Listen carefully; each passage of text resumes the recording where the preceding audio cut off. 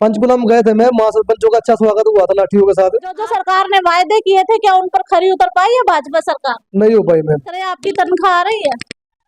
तनख्वाह तो मैम मेंबरों की तो सभी की आ चुकी है, सरपंचों की अभी घोंडा ब्लॉक में किसी की भी नहीं आई। भाई सुन लीजिए, दो को मिला है 9.5 सालों में रोजगार। एक तो जो है चौकीदार की पोस्ट पे ही लगे इसी गांव में, और दूसरा डॉक्टरी में है जी। कुछ ज्यादा ही रोजगार नहीं दे दिया? बहुत ज्यादा दे दिया मैम, 10 साल में बहुत ज्यादा दे दिया। अभी कहते हैं तीसरी बार फिर बनाओ, अब एक आधे और लगा देंगे 5 साल में। जब वोट का टाइम आता है तब तो कहते हैं 100 गज के प्लाट भी देंगे, मकान भी देंगे, 15-15 लाख रुपए खाते में भी डालेंगे आपके। सब झूठ है सर ये। नमस्कार, मैं शबनम और आप देख रहे हैं जनता की आवाज। भाई इस वक्त आपको बता दें कि गरौंडा की ग्राम पंचायत डेरा संजय नगर में मौजूद है और गांव के सरपंच प्रतिनिधि राजन सिंह जी हमारे साथ मौजूद है। इनसे बातचीत करेंगे शिक्षा, स्वास्थ्य और रोजगार के साथ साथ और योजनाओं के बारे में चर्चा करेंगे जो सरकार ने चलाई है गरीबों के लिए। क्या इनकी ग्राम पंचायत तक वो योजनाएं पहुंची है? नमस्कार सर।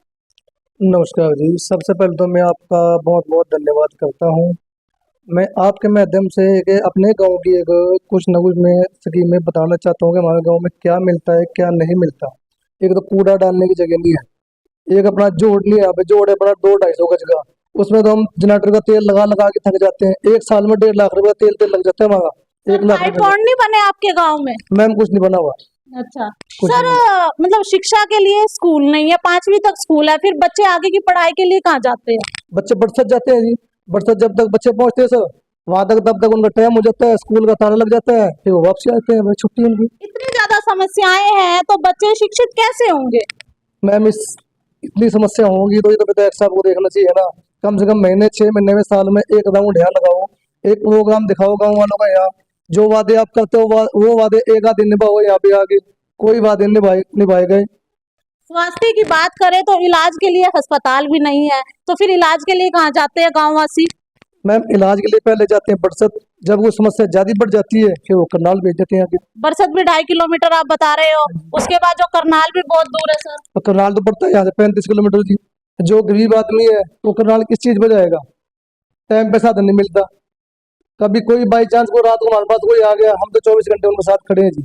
हमने आज तक किसी को जवाब नहीं दिया, सरपंच जी से पहले भी और अब भी, और ना ही आगे हम किसी को जवाब देंगे। सर रोजगार की बात करें तो कितने युवाओं को रोजगार मिला आपके गाँव से? रोजगार तो मैम यहाँ अभी किसी को नहीं मिला। अपने गांव में एक लड़का है सुरजीत सिंह का, उसको मिला हुआ है। एक अपने गांव में चौकीदार है, 2 ही 9.5 सालों में एक को मिला? 2 को मिला है जी, 9.5 साल में। भाई सुन लीजिए, 2 को मिला है 9.5 सालों में रोजगार। एक तो जो है चौकीदार की पोस्ट पे ही लगे इसी गांव में, और दूसरा डॉक्टरी में है जी, अच्छा पशुपालन डॉक्टरी में।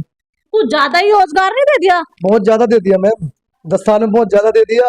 अभी कहते हैं तीसरी बार फिर बनाओ, अब एक आधे और लगा देंगे 5 साल में। शिक्षा, स्वास्थ्य और रोजगार के साथ छतें भी जरूरी होती है। आपके गांव के अंदर कच्ची छतें कड़ियों वाली कितनी है? हमारे गांव में मैम लगभग एस्टिमेट बताता हूँ मैं आपको, कम से कम भी 350 मकान यहाँ चाहिए अपने गांव में। 350 मकान मिलेंगे तब जाके बेचारे गरीब आदमी है छतों के नीचे सो पाएंगे। ऐसे कितने हैं जो कि जर्जर हालात में हैं, कब ढह जाए कुछ नहीं पता? ऐसे लगभग मैम 50 छतें होंगी जो जब भी कोई सावन के मौके में वो डल सकते हैं। झुगिया बना के भी रह रहे हैं यहाँ पे लोग, वो कितने हैं? मैम झुग्गियाँ भी होंगी 200-250। कई झुग्गी वालों के पास तो अपनी जमीन भी नहीं है, कोई किसी भाई की जमीन मांग के वो वहां रहता है, जब उनका ध्यान बनेगा बनाने का तब वो भी उनको उठा देंगे वहां से। सर सरकार तो जो है योजनाएं चला रही है, आवास योजना के तहत सबकी छतें पक्की करने की बात की गई थी 2022 तक, और अभी भी कह रही है 2024 तक पक्की हो जाएंगी। 350 घर आपके ऐसे बता रहे हो कि कच्चे हैं, 250 के आसपास झुगिया है, तो ऐसे में उनको जो छतें हैं और आवास की जरूरत है तो आवास कैसे मिलेगा? मैम ये तो पब्लिक को झांसा दिया जा रहा है। अभी तक अपने गांव में कोई एक मकान भी नहीं आया, एक मकान भी नहीं आया, तो मकान आएगा कहाँ से? कम से कम 2, 4, 10 मकान दे के तो भेजो, तभी तो वोट बैंक मिलेगा बीजेपी को आगे। अब तक 9.5 सालों में कोई भी मकान पक्का नहीं हुआ आपके गांव से? कोई मकान पक्का नहीं बाजी। जो झुग्गियों में रह रहे हैं उनका वोट यहीं का ही है? यही का वोट है मैम, झुग्गी वालों का भी। झुग्गी के लगा लो, कोठियों का लगा लो, मकान के लगा लो, सभी का वोट यही का ही है। यहाँ कब से है वो लोग?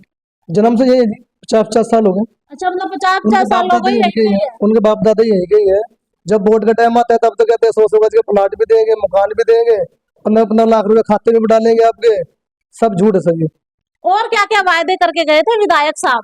मैम वादे तो काफी किए हुए हैं, अब इतना तो हमको भी ध्यान नहीं है, क्या क्या बताएं। देख लीजिए विधायक साहब, आप यहाँ पे आके वायदे करके गए थे पिछले चुनाव में, अब फिर से चुनाव है, वायदे करने जरूर आओगे, लेकिन उससे पहले यहाँ की समस्याएं खत्म कर दीजिए। जो योजनाएं सरकार ने चलाई है उन योजनाओं का लाभ दिला दीजिए गांव वासियों को। सर, ई टेंडरिंग में क्या कुछ विकास हुए आपके गांव में?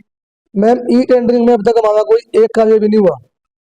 ई टेंडरिंग के 2-3 काम लगाए हुए हैं हमने, अब तक उनका कोई रिप्लाई नहीं आया।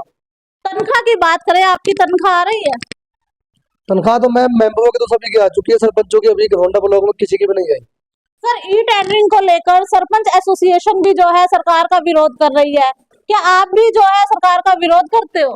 मैम सभी सरपंच हम इकट्ठे हैं, जैसे वो सरपंच चलेंगे हम भी उनके साथ हैं। ई टेंडरिंग को लेके क्या कहने चाहेंगे? ई टेंडरिंग सही है या गलत है? मैम ई टेंडरिंग वाला काम गलत है। 5 लाख किलोमीटर दी हुई है हमको, हमारे गांव में काम होने हैं 20-20 लाख के, 25-25 लाख के, हम 5 लाख में कैसे निकालेंगे उसको? 5 लाख में प्लस जीएसटी भी तो इसके साथ। सर, पंचकुला में गए थे, वहां पे लाठीचार्ज भी हुआ था सरपंचों पर, आप भी पहुंचे थे। पंचकुला में गए थे मैम, वहाँ सरपंचों का अच्छा स्वागत हुआ था लाठियों के साथ। आपको भी लठ लगे? हम भी उनके पीछे मौजूद थे, लठ तो नहीं लगे, बाकी लगे थे, पड़ोसी हो गए, कहीं हो गए। अच्छा हाँ। भाई, गांव वासियों सुन लो, आपके लिए तो सरपंच साहब लठ खाने को तैयार हो गए थे, लेकिन गनीमत रही कि बीच में से ही बचकर निकल आए, बाकी यार दोस्त तो पिट गए। हाँ जी, अच्छा अच्छा स्वागत हुआ था वहाँ सरपंचों का। सर, बात करें राशन कार्ड की, तो बीपीएल राशन कार्ड कितने हैं आपके गांव में? बीपीएल राशन कार्ड होंगे जी अंदाजा 800-900 के बीच में, 1000 मान लो, और 1024 में होंगे। और उज्ज्वला योजना के तहत जो महिलाओं को सिलेंडर मिलने थे, वो मिले आपके गांव में? अब मिले हैं जी 5-7 कनेक्शन, 5-7 कनेक्शन मिले हैं, अच्छा, सभी मिले हैं वो। वो कैसे मिले थे? फार्म भरा था? हाँ जी, फॉर्म आया था उनका ऑनलाइन, तो इन्होंने गाँव वालों ने जाके फॉर्म जमा करवाए, तो उनको फोन करके बुलाया गया, 2 दिन तो यहाँ दे गए थे जी। यहाँ विधायक कैसे देखे थे? विधायक साहब आए थे पीछे, उनका प्रोग्राम कैंसिल हो गया था, तो उन्होंने किसी और को भेजा, तो 2-4 तो यहाँ दे गए थे वो, बाकी अब वहां से मिले जी। जन समाज में देना चाह रहे थे? जन समाज में देना चाहते वो। भाई विधायक साहब, जन समाज में जो है सिलेंडर बांट कर जा रहे हैं, लेकिन गरीब जनता को आप बहला नहीं सकते विधायक साहब। सही कहा ना सरपंच साहब? अच्छा कहा जी, अच्छा कहा आपने। तो क्या लगता है, जो जो सरकार ने वायदे किए थे, क्या उन पर खरी उतर पाई है भाजपा सरकार? नहीं हो पाई मैम। बिल्कुल भी मैं तो अपने गाँव की साइड से बोलता हूँ, पहले हमारे गाँव में तो अभी तक भाजपा सरकार ने कोई इतने कार्य नहीं करके दिए जो होने चाहिए थे। एक बार मैं तो कहना चाहता हूँ विधायक साहब से, यहाँ हमारे गाँव में आके देखो, यहाँ का हाल आके देखो, कितनी कंडीशन बिगड़ी हुई है यहाँ की। यहाँ कुछ काम करवा के दिखाओ, तब तो आपको वोट बैंक मिलेगा विधायक जी। जी बिल्कुल। संजय नगर के जो सरपंच प्रतिनिधि है राजन सिंह जी, वो हमारे साथ मौजूद थे। उनसे हमने शिक्षा, स्वास्थ्य और रोजगार के साथ उन योजनाओं के बारे में भी आज चर्चा की है जो सरकार ने चलाई है, लेकिन इनके गांव तक किसी भी योजना का कोई लाभ नहीं मिला है। आपको बता दें हरविंदर कल्याण जी, देख लीजिए धरातल पर आकर भी कि क्या है। धरातल पर आओगे तो तब सच पता लगेगा